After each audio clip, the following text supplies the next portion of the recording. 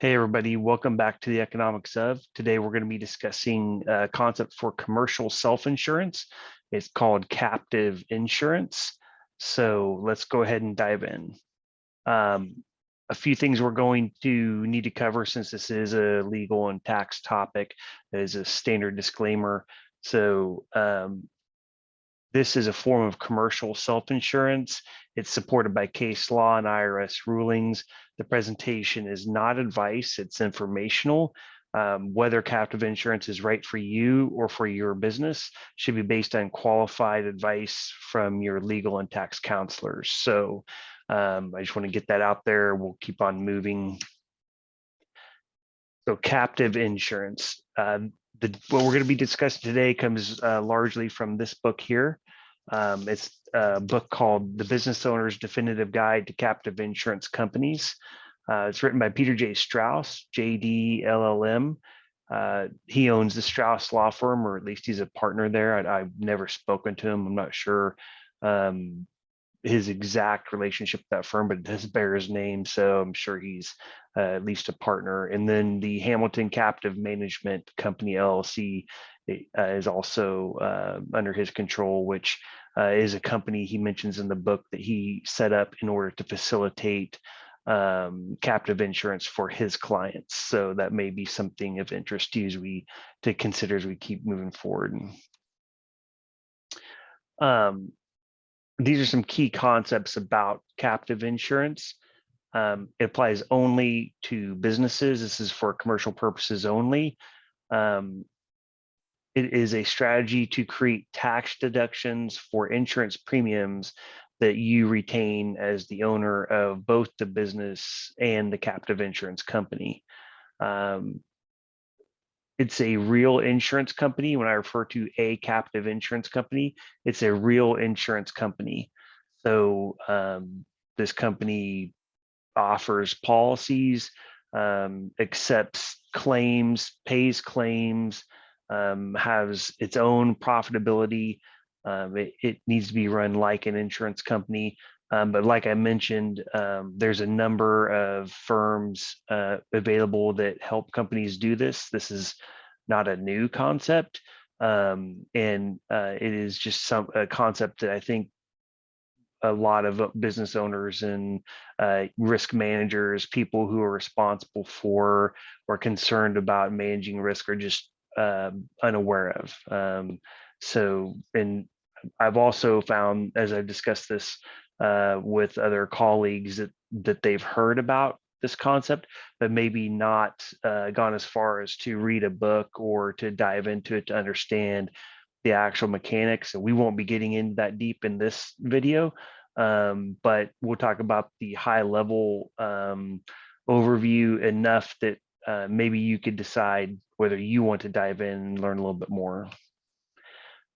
So if we compare captive insurance versus traditional self-insurance, since this is a form of self-insurance, in traditional self-insurance, the business owner chooses not to pay premiums for coverage from an insurance company. The choice there is that I'll save the premium cost and I can or choose to bear the risk of not having that insurance. So a captive insurance company is to get the best of both worlds, or at least as much as it can from both worlds. The business owner retains the premiums because they own the insurance company. The owner gets a tax deduction on the premiums paid to their own insurance company, and the owner gets to pool his risk with other businesses with similar liabilities and risk profiles, as well as potentially utilize reinsurance products from other insurance companies to defray even more risk. So here we're looking at the three scenarios we've talked about so far. From left to right, the self-insured business, which is a business where the business owner chooses not to purchase insurance. So they save the premium cost and they accept all of the risk that comes without having insurance. The middle scenario is a traditional insurance arrangement. The business pays premiums into an insurance company. That insurance company provides coverage. So the insurance company keeps all of your premiums, and if you need to use that coverage at some point, you will discuss that with the insurance company at that time. So the benefits are this satisfies the insurance requirements of the business and provides a deduction to the business for the premiums that are paid.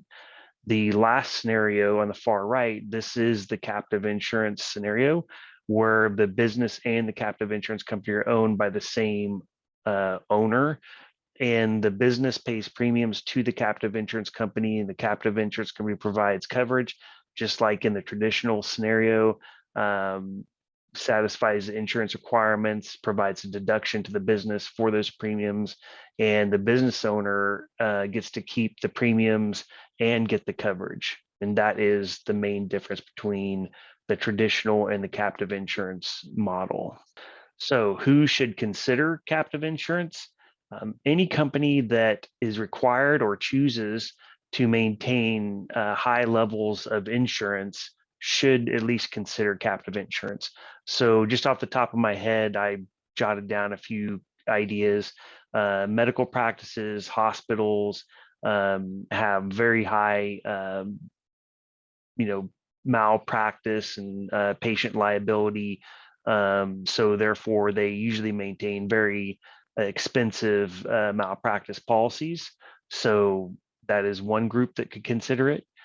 Transportation and logistics companies that have a lot of exposure because they have a lot of moving equipment, vehicles, lots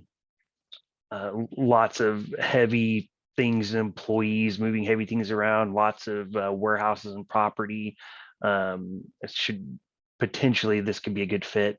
And then companies that issue bonds. So this concept could be extended to surety bonds or other types of bonds that are required for large projects by sponsors of those projects. So in addition to what we've been talking about, which is insurance, it can also be extended to companies that need to issue bonds. So it's something to keep in mind.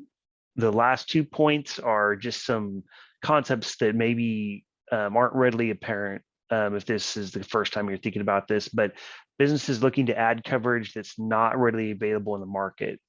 So if you have a fairly unique desire for a type of coverage because of your business and you're having a hard time finding that in the market, you may be able to work with a firm that could customize that insurance for you.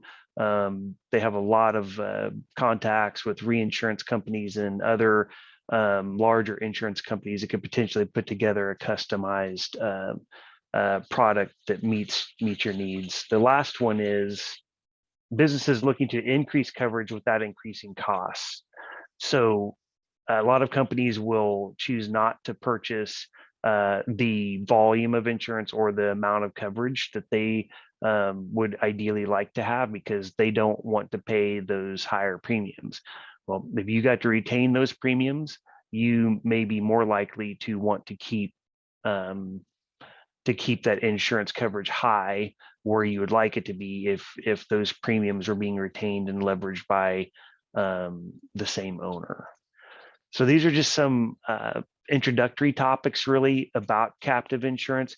The book goes into far more detail, and actually in the back of the book it also goes into the case law as well as the insurance rulings in this section. That will be probably important to your counselors and advisors if you decide to ask them to look further into it on your behalf. They'll probably want to go through that, the back section of the book. I would highly encourage anybody to read about it at least, and keep it in mind. It may be something that if it's not right for you, it could be right for someone that you know. So I appreciate your time, and I'll see you back on the next topic. Thanks.